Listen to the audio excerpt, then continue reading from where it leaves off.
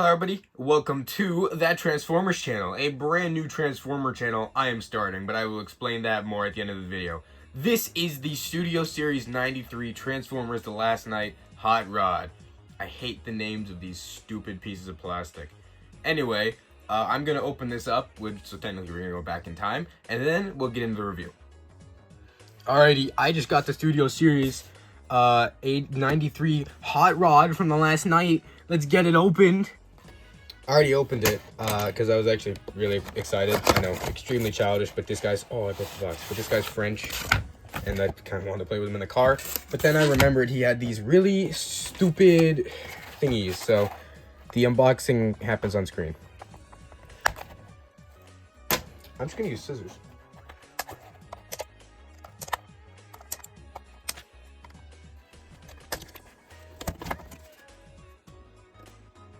So here he is out of the box.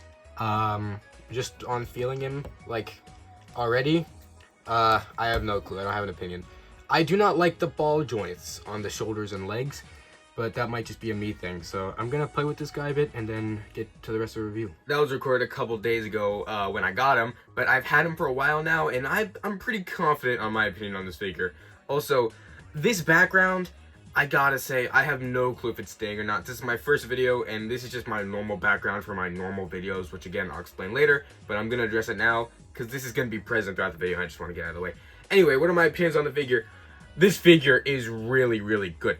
This is my first Bayverse Transformer, you know, with the crazy sleek robots that should not turn into cars, but do, and the toy designers have to, you know, attempt to do that. And this is actually a pretty faithful recreation of Hot Rod from The Last Knight, at least from what I've seen.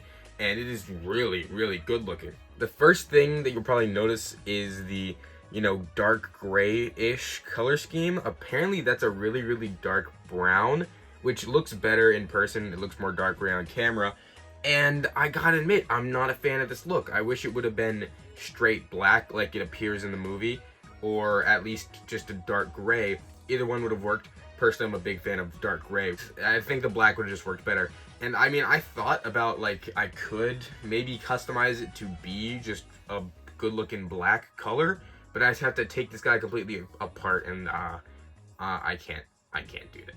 Things like the posability are really great. You can get this guy into some, holy crap, I gotta go cut my nails. I'll be right back.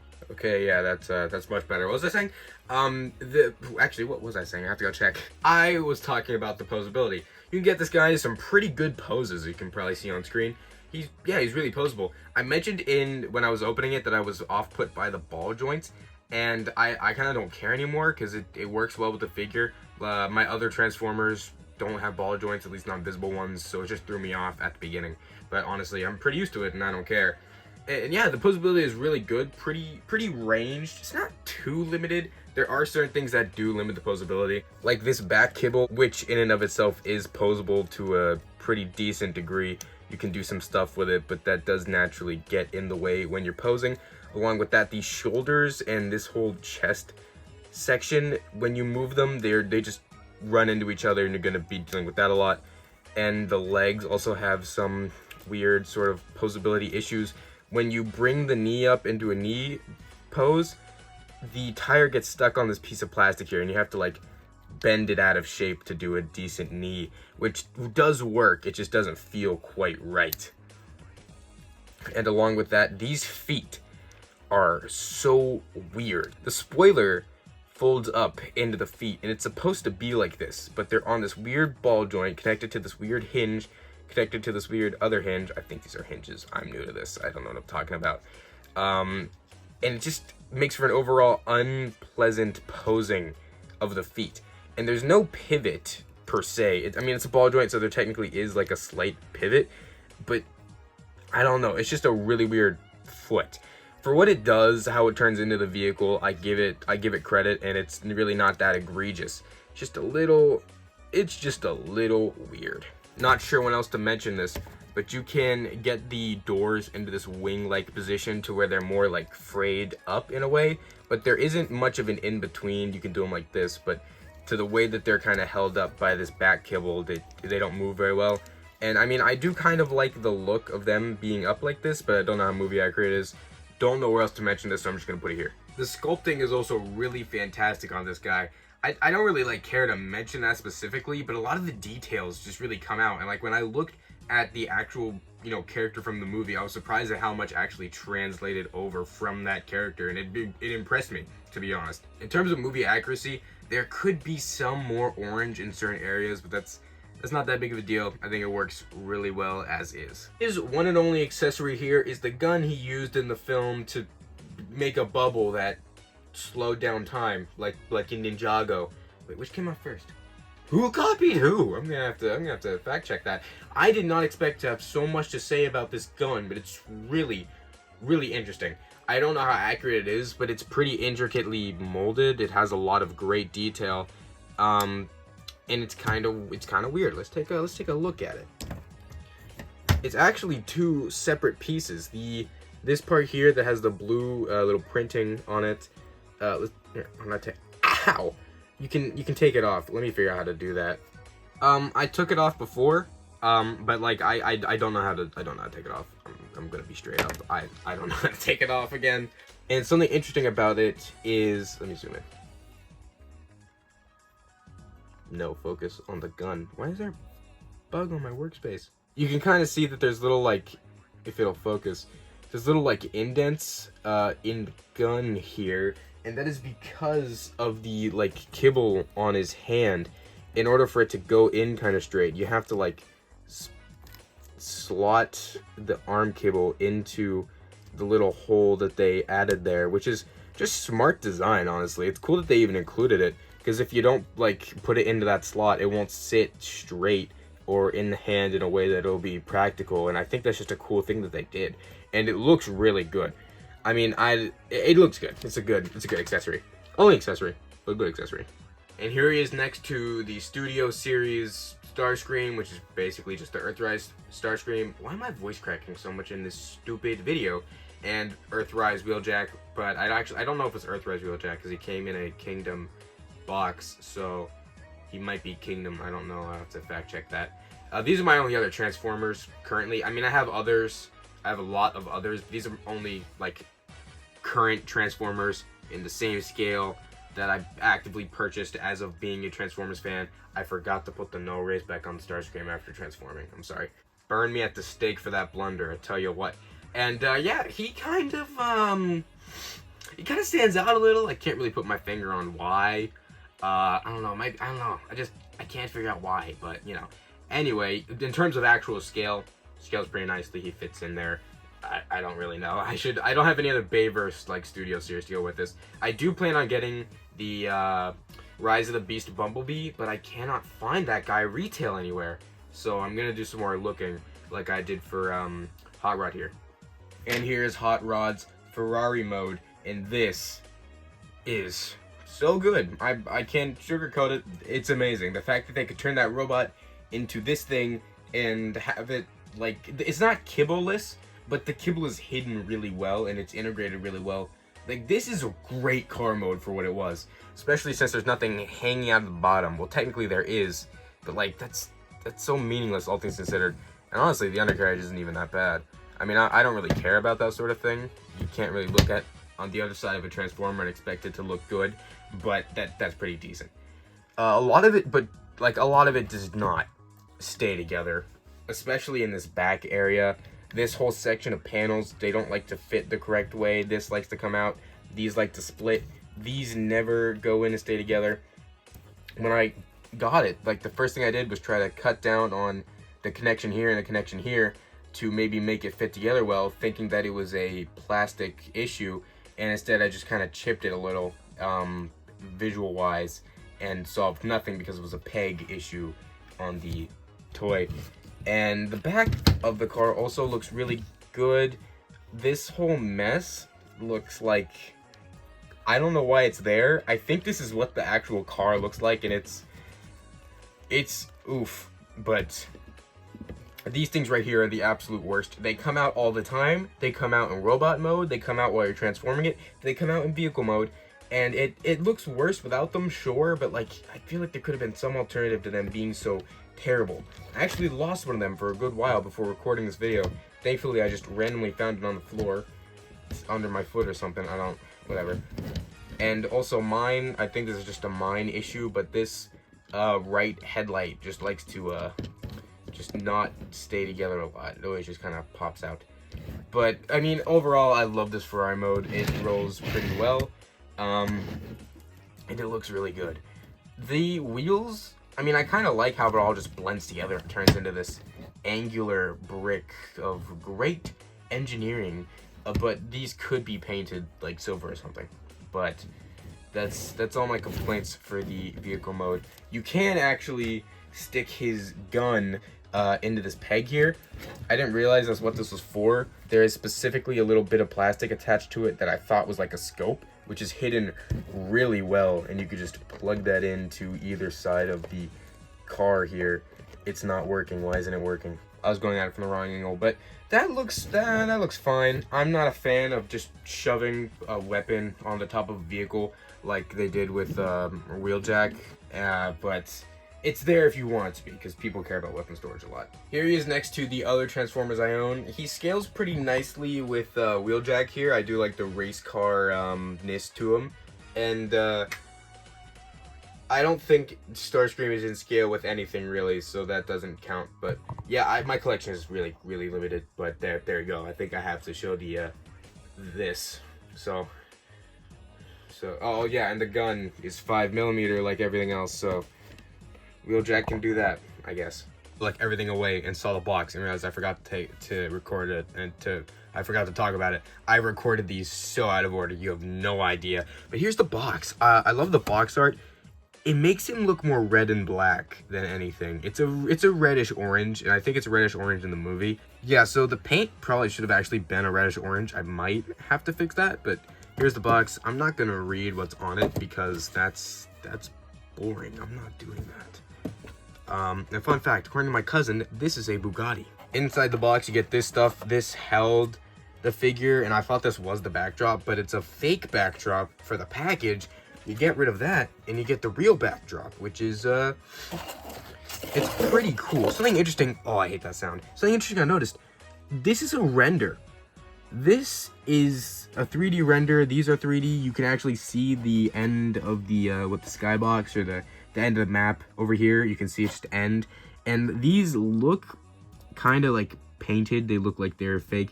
I don't know if these are models or they were drawn on. But that is interesting. I don't know why they didn't just take a screenshot of the film. I don't know why they had to reconstruct it. I thought this was a stylized screenshot, but no, they remade this whole scene. It might have been like a legal issue. I don't know, but that's just something interesting to point out. And in the package, we also got the instructions, but we don't need that because I'm going to show you how to transform this the right way. Ignore the sudden background change. I did this in the Starscream video too. Here's the transformation. So to start off, you're going to want to flip these little doodads out here. You don't need to, but this just makes the transformation easier. Turn the head around. This is nothing like how the instructions put it. This is just how I figured out to do it easily after I've done it so many times. Grab this part and pull this out. Flip these guys out. Extend the car chest things. Tab the windshield into the back. Twist the legs around. These two pieces here will hit each other, but if you do it the way I do it, then this is like the least amount they're going to hit each other as you're transforming. Now turn the legs this way, turn the tires down this way, unfold the spoiler thingy on both feet, fold in the foot on that ball joint. It makes no sense. Then fold in the foot again on this hinge. It doesn't feel right, but after enough times, you'll just kind of understand that's how it's supposed to go. Push that in here, and it's supposed to connect if you did it right, which of course I didn't. Do the same thing to the other leg. And these things right here love to come out. No matter what you do, they will come out every time you transform it. You just gotta put it back in, and it's just kind of dumb. I have no clue how to fix this problem. As I was trying to say, peg the leg back of the car bits together, make sure everything just kind of fits, and then it's gonna stay untabbed the whole way through, so just don't worry about it for now. Moving on to the back, you're gonna want to flip these little bits on the doors outward, bring the doors down, try to get this whole guy kind of even like this. Flip this thing around. You're going to want to press it inward on the back, and then you're going to want to try to, you know, just make that all fit together. I have no clue how to describe what's going on. It is just a mess.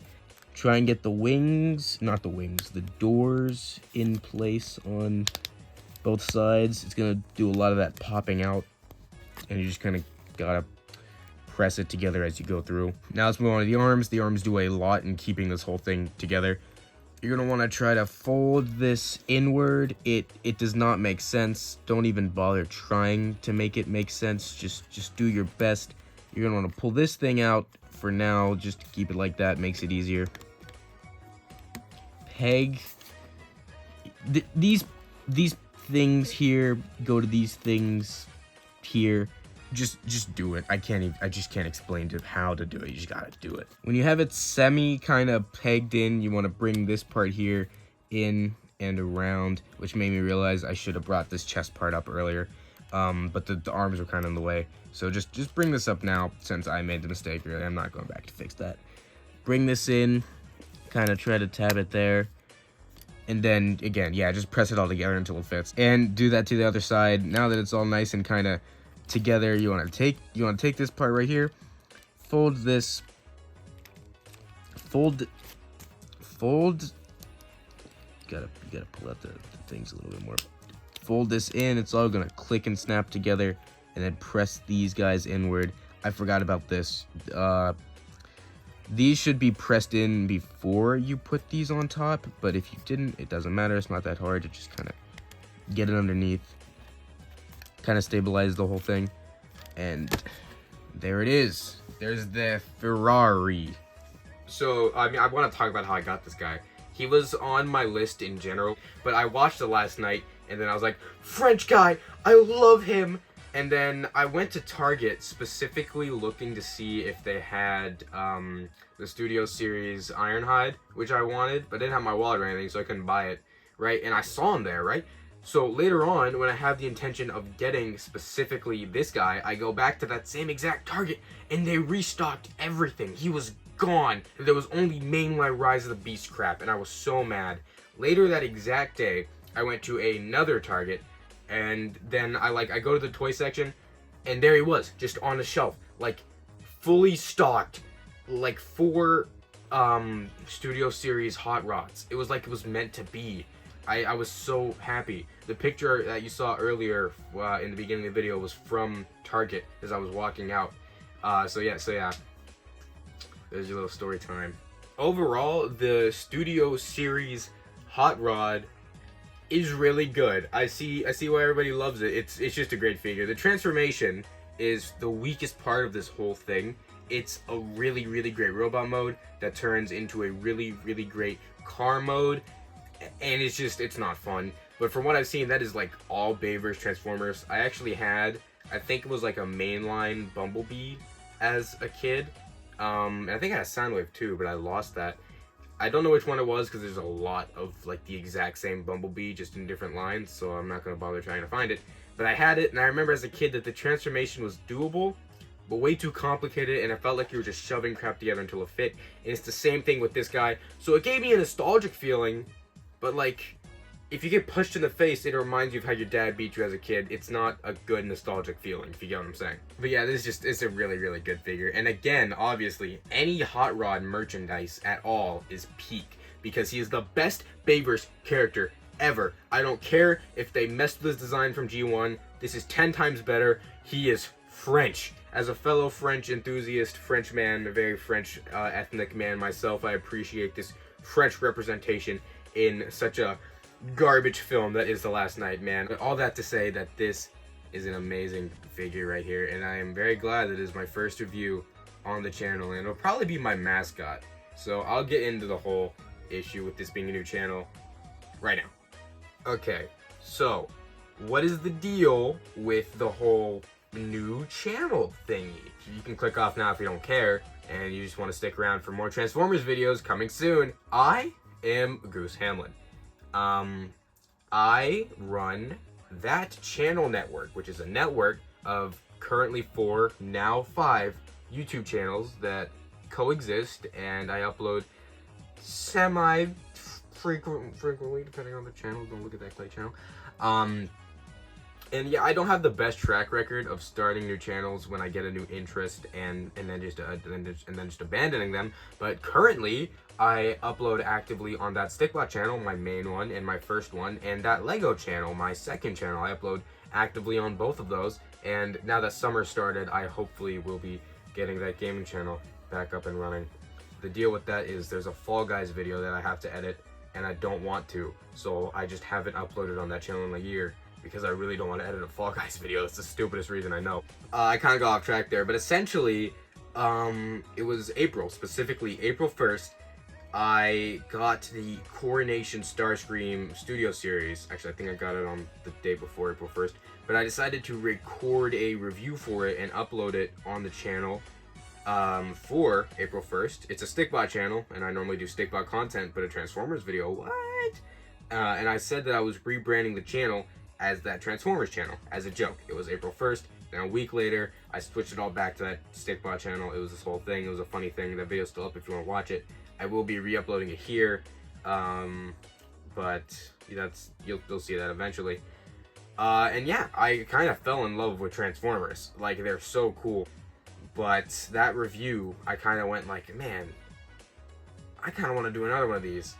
I guess I said in that video that I would review the Masterpiece Wheeljack if I got it, but I wasn't planning on reviewing any other Transformers.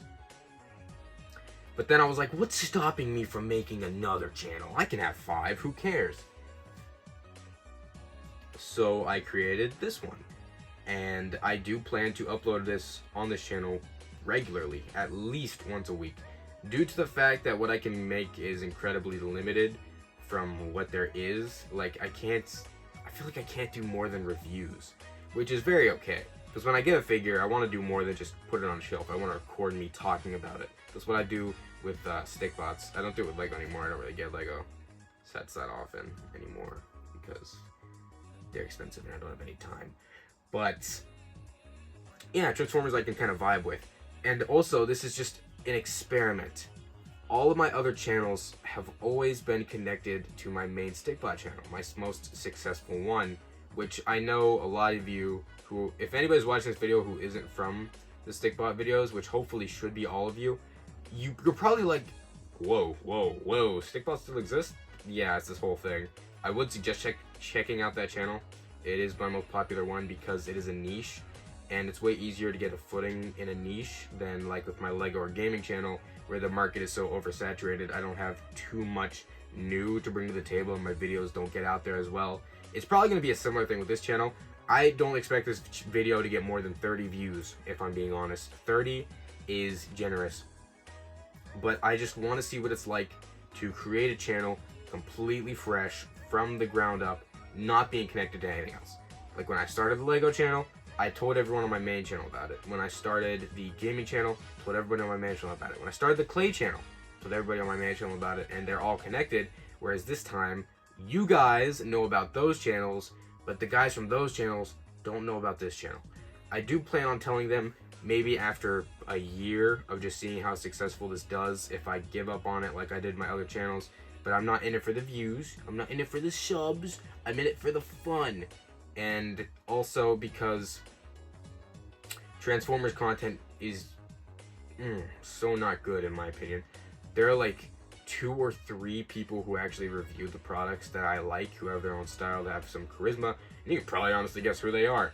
But everyone who makes content, even if it's super original content, either I don't like their personality, I don't like how they format their videos, or there's just something about it that I can't stand. It's a very similar thing with the Lego community, and when I see that, I feel the need to make my own videos to watch. That's so dumb, but yeah, I know it's stupid and super narcissistic. I'm trying to move past my narcissism. But that was a super drawn out explanation of why this channel even exists, and hopefully this review won't be too long, but expect more content this week. I do want to be uploading every day leading up to Rise of the Beast, and then after that I'll start uploading at a more regular pace, because starting a new channel, you don't want to have like one video, you want to have a backlog of content, and that's my goal here. You see this video and you know that there will be another video coming out tomorrow, which should hopefully be my initial thoughts on the 80s Transformers movie. But yeah, So with all that being said, thank you guys so much for watching. If you're interested in joining my Discord server or wait. This channel doesn't have a Discord server. Normally my outro goes, thank you guys so much for watching. If you're interested in joining my Discord server or following any of my socials, those links will of course be in the description. And then, but I don't have any of those. So I guess just thank you guys for watching. I don't have any socials you could follow. Keep on transforming my Goose and Ham sandwiches, and I'll see y'all later. Peace out. I thought about saying roll out there, but peace out is just kind of my thing. I gotta do the peace out there.